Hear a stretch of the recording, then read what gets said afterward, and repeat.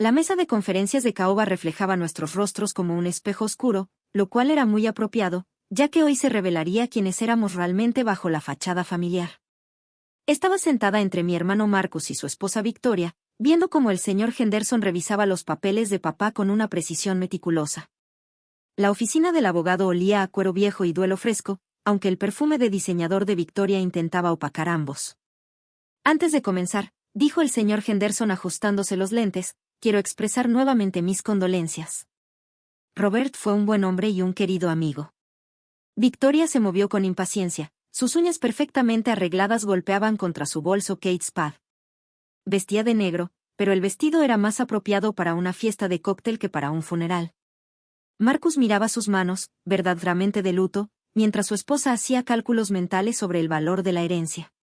Gracias por venir, Emma, asintió el abogado hacia mí. Sé que las cosas han sido difíciles. Difíciles. Esa era una manera de decirlo. Otra más precisa sería, un infierno, que describía mejor lo que había sido vivir bajo el reinado de Victoria los últimos 5 años.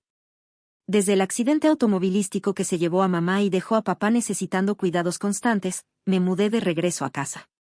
Fue idea de Marcus, su trabajo en la firma de contadores lo mantenía viajando, y alguien tenía que estar ahí. Ese alguien fui yo, la diseñadora gráfica freelance que podía trabajar desde cualquier lugar. Lo que no mencionó fue que su esposa iba a cobrarme renta. ¿Podemos continuar? La voz de Victoria interrumpió mis recuerdos. Algunos tenemos trabajos de verdad a los que regresar. Me mordí la lengua, una costumbre que perfeccioné durante 60 meses de sus comentarios. Trabajos de verdad. Como si cuidar a papá 18 horas al día mientras mantenía mi base de clientes no contara. Como si las noches en urgencias, los horarios de medicamentos y las citas de terapia fueran solo pasatiempos. El señor Henderson abrió el testamento. Yo, Robert Thomas Mitchell, en pleno uso de mis facultades mentales. El lenguaje legal me pasaba de largo. No estaba ahí por dinero.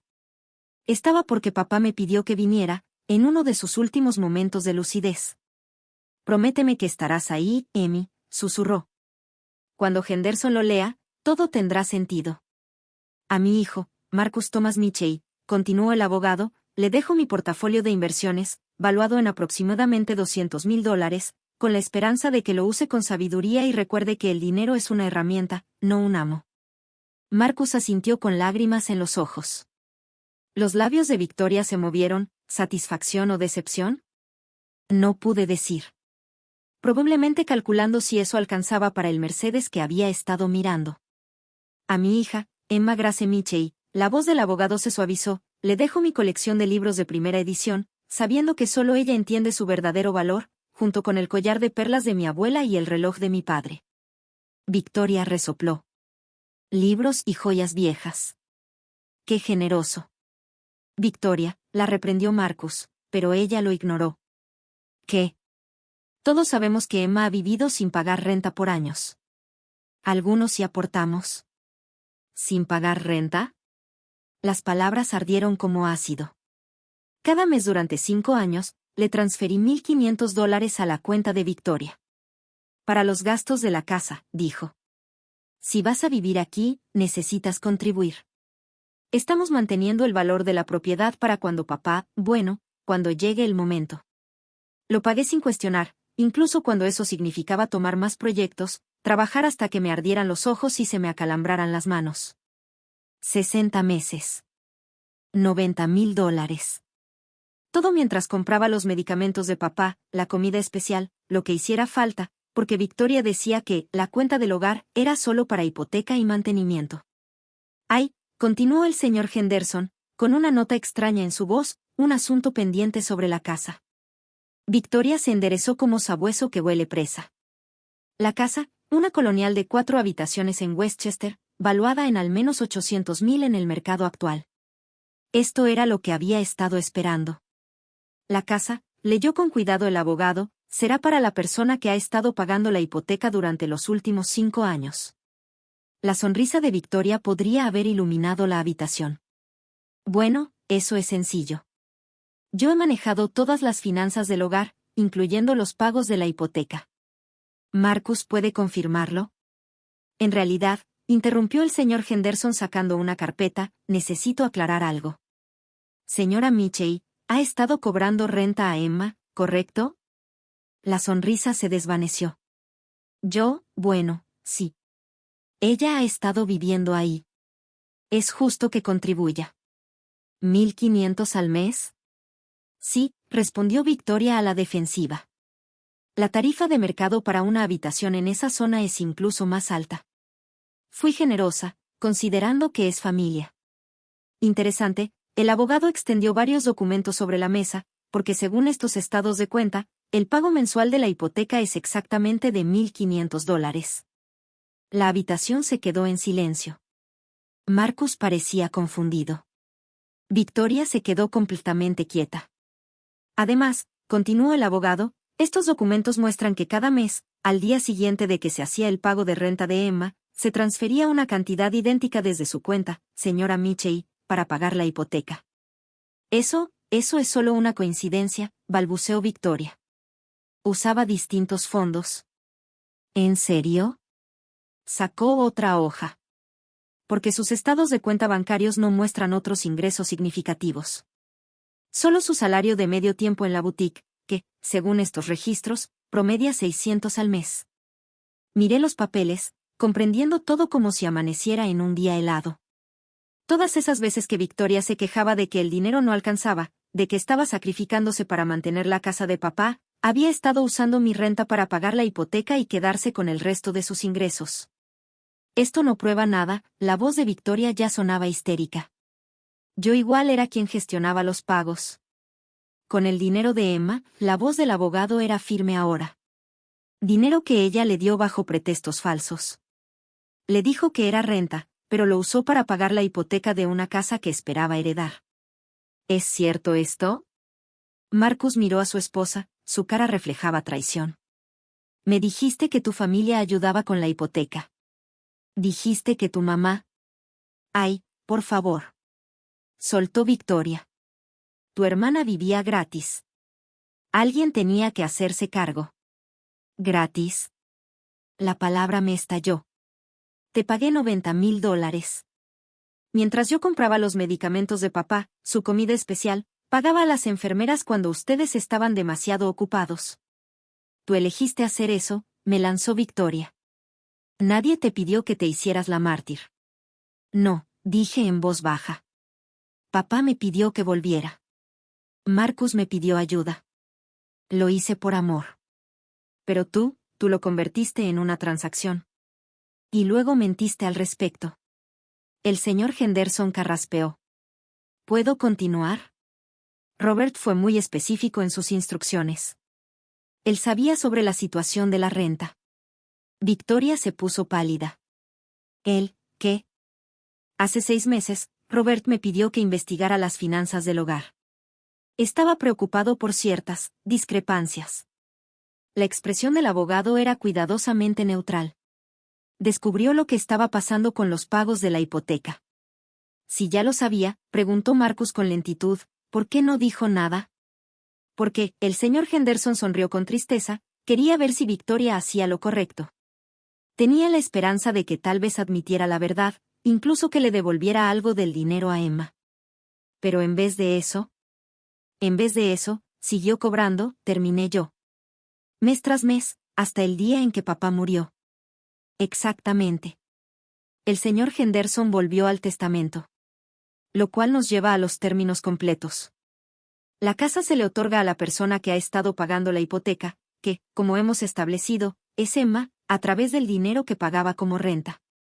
Sin embargo, se detuvo, y vi algo en su mirada, ¿diversión? ¿Respeto? Roberta añadió una cláusula. Si Emma así lo decide, puede vender la casa y repartir las ganancias con Marcus, no con Victoria, específicamente con Marcus, descontando los $90,000 que pagó como renta durante 5 años. Eso es un robo. Victoria se puso de pie, su silla rechinó contra el piso. Nosotros hemos estado manteniendo esa propiedad. Ah, sí, pregunté en voz baja.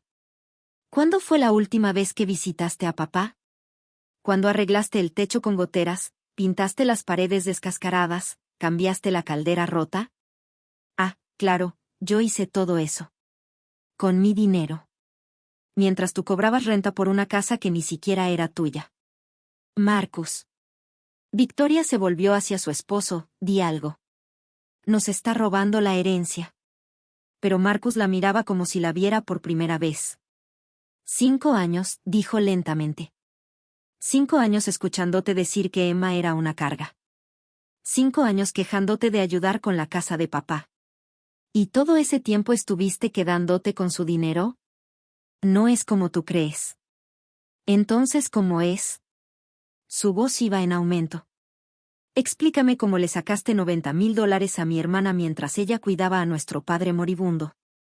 Ese matrimonio no iba a sobrevivir. Se notaba en la manera en que Marcus se apartó cuando Victoria intentó tocarlo, en el asco que reemplazó su adoración ciega. Hay una cosa más, dijo el señor Henderson en voz baja. Robert dejó una carta. Para Emma. Me entregó un sobre con la letra temblorosa de papá, mi nombre escrito con esfuerzo. Lo abrí con los dedos temblorosos. Mi querida Emmy. Si estás leyendo esto, entonces Henderson ya te dijo la verdad sobre la casa. Siento no haberlo detenido antes, pero necesitaba saber quiénes eran realmente mis hijos. Marcus tiene buenas intenciones, pero es fácil de influenciar. Tú, mi niña, tienes un corazón de oro y una columna vertebral de acero. Los libros que te dejé. Revisa la primera edición de Hemingway. Hay algo dentro que debería ayudarte con esos préstamos estudiantiles que nunca me mencionaste. Un padre se da cuenta cuando su hija deja de comer para poder pagar sus medicinas. La casa es tuya, ganada con cada sacrificio que hiciste. Pero conociéndote, seguro vas a compartir con Marcus de todos modos. Así eres tú. Solo prométeme una cosa, no dejes que nadie te haga sentir como una carga otra vez. Nunca fuiste una carga. Fuiste una bendición. Con todo mi amor. Papá. Estaba llorando antes de terminar de leer. A través de las lágrimas, vi a Victoria tratando de leer por encima de mi hombro, calculadora incluso en ese momento. El Hemingway, dijo Marcus de repente. El viejo y el mar. Papá siempre dijo que valía una fortuna. Es mío, dije con firmeza, doblando la carta. Y antes de que preguntes, Victoria, no. No tienes derecho a saber qué contiene. No te toca más de mi padre ni de mi vida. El señor Henderson empezó a guardar sus papeles. Creo que con eso concluye la lectura formal. Emma, necesito que firmes unos documentos para la transferencia de la casa. Señora Mitchell, debo mencionar, si Emma quisiera tomar acciones legales por fraude, tendría un caso muy sólido. Victoria agarró su bolso, irradiando furia por cada poro. Esto no se queda así. Sí, dije en voz baja, si se queda así. Salió furiosa, sus tacones sonando como disparos sobre el mármol. Marcus se quedó, dividido entre seguirla o quedarse conmigo. Empezó, te juro que no sabía. Te creo. Y lo decía en serio. Marcus siempre fue demasiado confiado, demasiado dispuesto a ver lo mejor en los demás. Pero debiste visitar más. Debiste hacer preguntas. Debiste notar que tu esposa me estaba cobrando renta por nuestra casa de la infancia mientras yo cuidaba a papá. Asintió, avergonzado. ¿Qué vas a hacer? Con la casa. Lo pensé, la oferta de dividir las ganancias, descontando lo que yo pagué. Sería justo. Más que justo. Pero. Voy a vivir en ella, decidí. Voy a manejar mi negocio desde la oficina de papá. Tal vez rente una habitación a alguien que realmente necesite vivienda accesible. Y Marcus, puedes venir a visitarme. Pero Victoria no. Nunca. Se fue sin discutir, los hombros caídos por el peso de las revelaciones. El señor Henderson y yo terminamos el papeleo en silencio. Tu padre estaba orgulloso de ti, dijo mientras firmaba el último documento. Hablaba de ti todo el tiempo. De cómo dejaste tu departamento en la ciudad, cómo rechazaste ofertas de trabajo para quedarte con él. Sabía exactamente todo lo que sacrificaste. No fue un sacrificio, respondí. Fue amor. Sí, dijo él. Pero también fueron $90,000. Los dos reímos. El humor negro era lo único que tenía sentido en ese momento. Esa noche me senté en el estudio de papá, mi estudio ahora, con la primera edición de Hemingway. Dentro, como prometió, había un sobre. No era dinero en efectivo, como Victoria hubiera deseado, sino algo mejor, un bono de ahorro que papá compró hace 30 años, ahora suficiente para pagar mis préstamos estudiantiles y un poco más. Típico de papá, sabía que iba a necesitar ayuda, pero esperó hasta que no pudiera rechazarla. Mi teléfono vibró con mensajes. Victoria, amenazando con demandar. Marcus, disculpándose otra vez. Amigas que ya se habían enterado, en los pueblos pequeños las noticias vuelan. Ignoré todo, serví un vaso del buen whisky de papá y brindé frente a su retrato en la pared. Viejo astuto, dije. Sabías exactamente lo que hacías. Porque la verdadera herencia no era la casa, ni el dinero, ni siquiera los libros. Era saber que había sido vista, realmente vista, por la única persona cuya opinión importaba. Papá observó cómo Victoria recogía sus 30 monedas de plata cada mes, esperando, paciente como un maestro de ajedrez, el momento perfecto para revelar la verdad. La casa se sentía distinta ahora que era mía. No una carga ni una obligación, sino un hogar. Mi hogar. Ganado con cada noche sin dormir, cada curita, cada historia leída en voz alta cuando papá no podía conciliar el sueño. Pagado con el dinero que creí que mantenía un techo sobre nuestras cabezas, sin saber que estaba comprando mi propio futuro. Mañana, empezaré las renovaciones que papá y yo planeamos en sus buenos días. Pintar la cocina de amarillo, como le gustaba a mamá.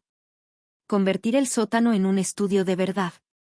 Tal vez hasta arreglar el jardín que él tanto amaba y ya no podía cuidar. Pero esta noche, me senté en su silla, leía Hemingway bajo la lámpara, sintiéndome rica en formas que Victoria jamás entendería.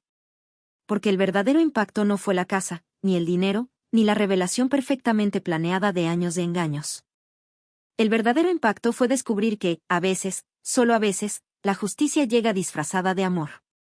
Y que, a veces, la renta que pagas por una casa que no es tuya, se convierte en el anticipo de una vida que nunca te atreviste a soñar. Gracias por mirar. Nos vemos en el siguiente video. Sigan asombrados.